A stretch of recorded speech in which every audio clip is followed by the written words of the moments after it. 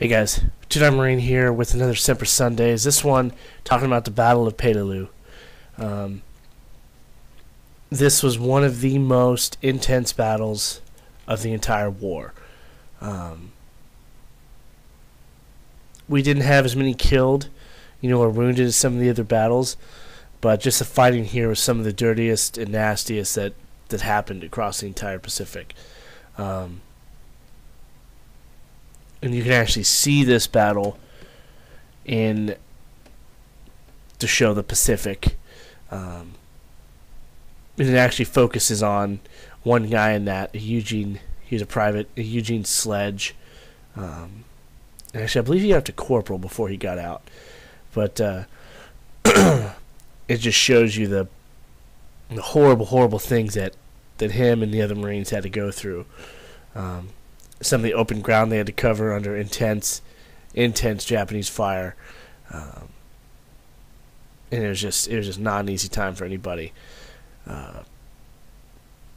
As with the rest of the islands in the area in the Pacific War, it was needed mainly for its airfield capabilities. Being able to land planes and fly them out was huge.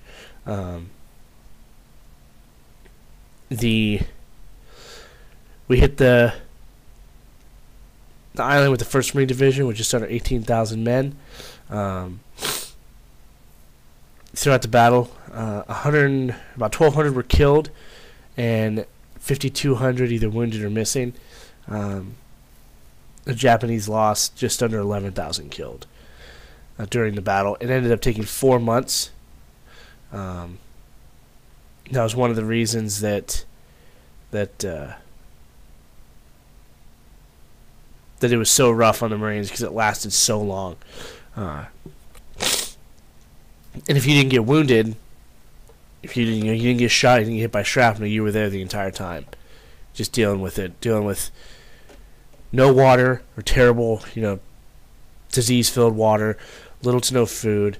And in the battle it was controversial because the island's strategic value was questioned.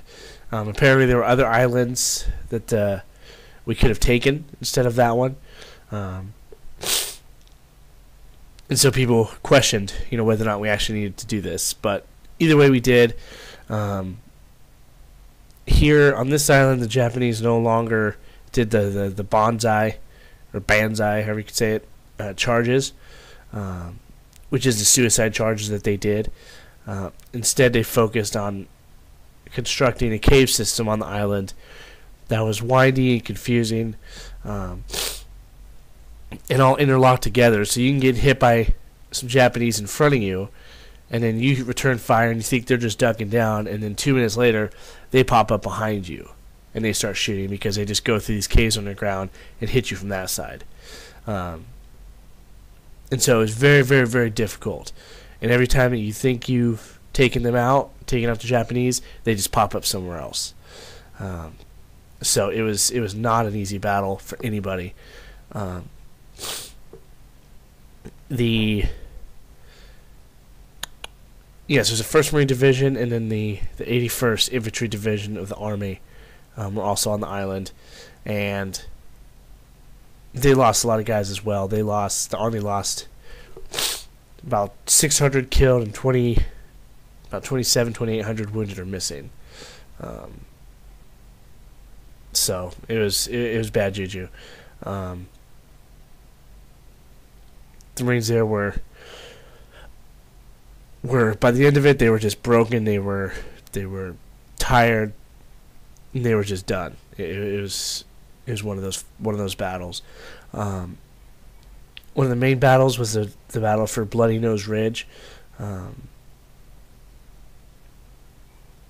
It was basically one of the last places on the island the Japanese could hold out, and they held out well. They